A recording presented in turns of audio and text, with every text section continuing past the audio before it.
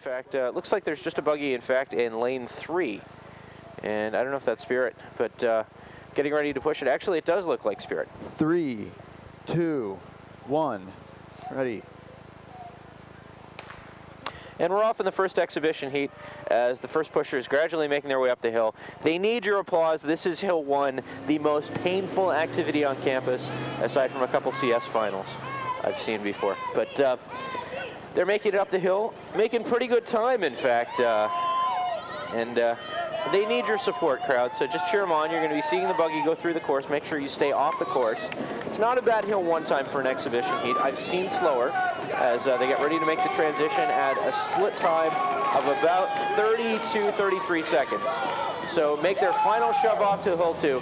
Tremendous round of applause you have to give to the Hill 1 pusher. She's dead tired and coming around the bend, getting ready to shove off into the free roll as Spirit makes their push off into the free roll. Usually teams don't run their race day buggies for the exhibition heats just because they don't want to put them at risk. But still, nice push off, and we're already at about 57 seconds. But it's always good to have fun in these, and this is where the drivers, the alumni, the other pushers, the people who didn't make it to the second day, the mechanics all get to kind of see what it's like to push a buggy, and that's something they usually don't get to see. And for this free roll, we're coming up to the stop sign. We got a split time. I don't know if we're going to keep the top 6 listed of 1:20, which isn't bad. And they're coming up to their first flagger, right by the front of Phipps Conservatory.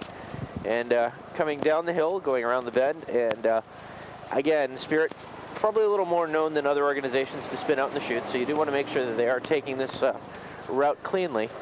And coming into the chute, it's pretty clean, and very cleanly into the chute, keeping all their momentum. And this is just the first exhibition heat of the day.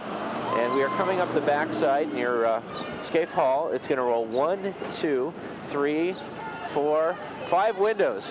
Not a bad free roll for an exhibition heat. As for this all-female Spirit team is definitely having fun. And again, also, if you are a pusher, make sure you stay out of the way of the follow truck once you finish off your pushing. So they make a pretty solid transition. I've got to wonder if these are former pushers for the team, as they do have pretty good form and making up some pretty good time in the back stretch. Again, running along the side of Baker Porter Hall, starting off at the Porter end, running up to the Baker end. And coming down, it's starting to get a little nicer out as the crowds are starting to settle in for this day of coverage. Again, the crowds are a little sparse at this hour. They'll get bigger as we have the women's rerolls right after, and Saget B will be rerolling Genesis after a 5-minute break after the end of exhibitions. Then a 10-minute break, the 3 women's final heats, and a 15-minute break, and the 5 men's finals heats. So we're coming up towards the alumni tent, where a lot of the alumni are gathering. And we do want to make sure that people do stay off the course. We have the trucks coming through. The buggies do hurt if you get hit by them. I'm sure there are a lot of folks who can attest to that.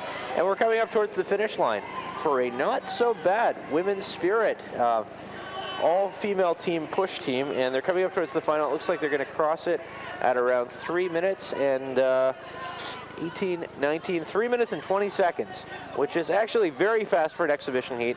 I don't know if we'll see another exhibition heat of that sort of speed. Again, everyone, please stay off the course. The campus police will be there to kind of marshal you around, but you do have to make sure you let the trucks through and the buggies through. Also, one thing you'll notice about exhibition heats is that they do not do drop tests afterwards, as the times aren't really official or kept or anything like that.